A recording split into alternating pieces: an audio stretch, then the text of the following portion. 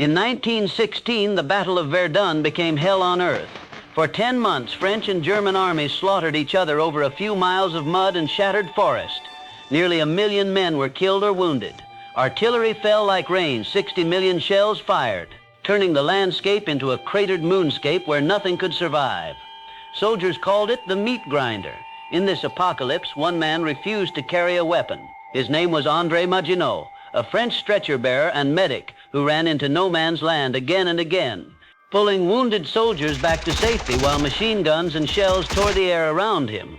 He saved over 600 lives during the battle, earning the nickname the Angel of Verdun. He was wounded multiple times, but always returned.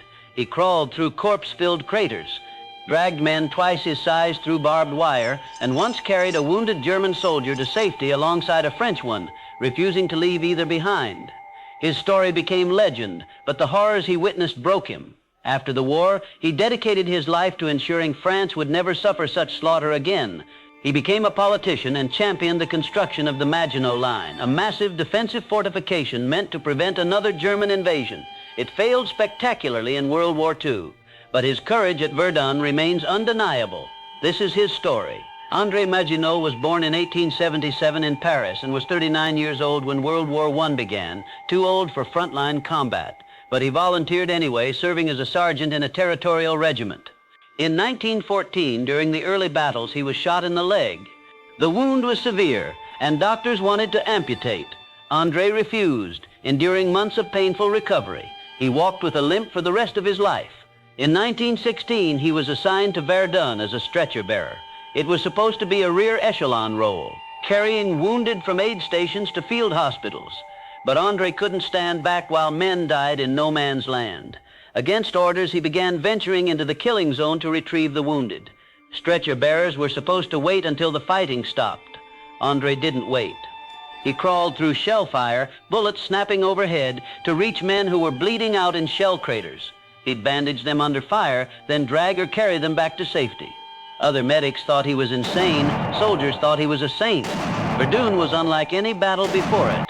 The Germans launched their offensive in February 1916, aiming to bleed France white by attacking a position the French couldn't afford to lose. The artillery bombardment was so intense that men went mad from the noise alone. Shells obliterated entire companies in seconds. The ground was so churned by explosions that bodies disappeared into the mud, never to be recovered. Soldiers lived in trenches filled with water, rats, and the decomposing remains of their comrades. Gas attacks choked men to death. Flamethrowers burned them alive. And through it all, André Maginot moved like a ghost, appearing wherever the fighting was worst. He developed a sixth sense for where the wounded were, navigating by sound the cries of dying men cutting through the roar of artillery. He'd crawl to them, sometimes spending hours in a crater with a wounded soldier, waiting for a lull in the shelling before attempting the journey back. He was shot at countless times. Shrapnel tore his uniform. Once a shell exploded so close it buried him in dirt. He dug himself out and kept going. One story from Verdun became famous. André found a French soldier and a German soldier lying wounded in the same shell crater, both unable to move. They'd been enemies hours before, trying to kill each other. Now they were just two young men dying in the mud. André bandaged them both, then faced an impossible problem.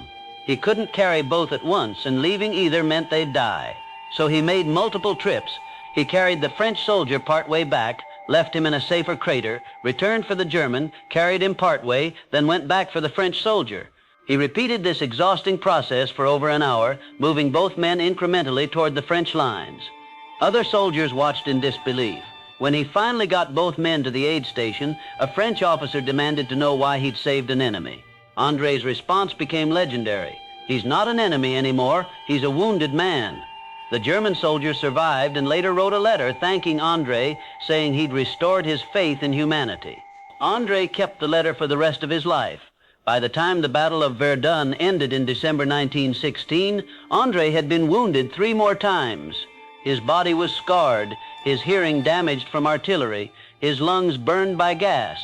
But he'd saved over 600 lives, an astonishing number confirmed by military records and witness testimony.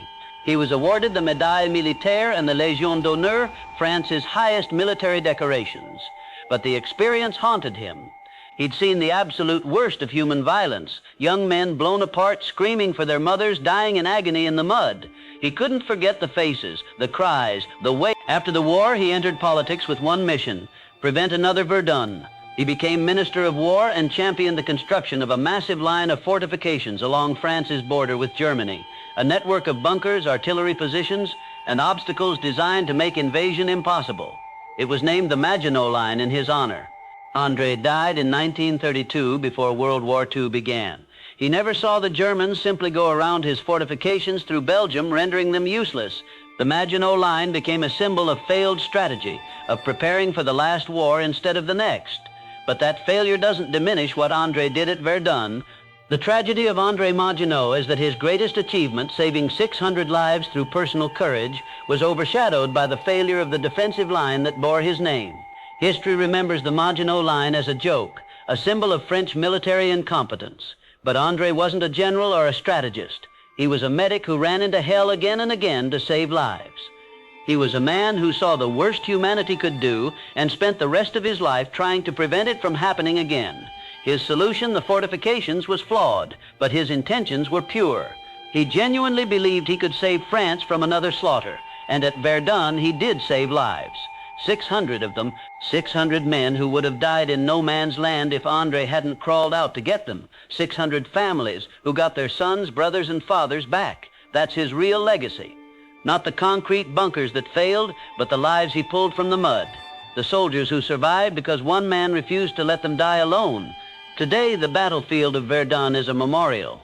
The trenches are still there, preserved and overgrown. The ossuary of Douaumont contains the remains of 130,000 undead soldiers, French and German, mixed together in death as they were in life.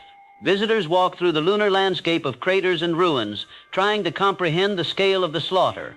And somewhere in the records, in the letters and testimonies, André Maginot's name appears again and again, the medic who wouldn't stop, who saved hundreds, who treated enemy and ally the same, because to him they were all just men.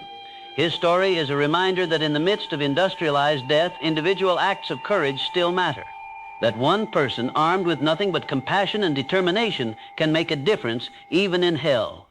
André Maginot ran into no man's land over 600 times. And 600 times he came back with a life he'd saved. That's not strategy.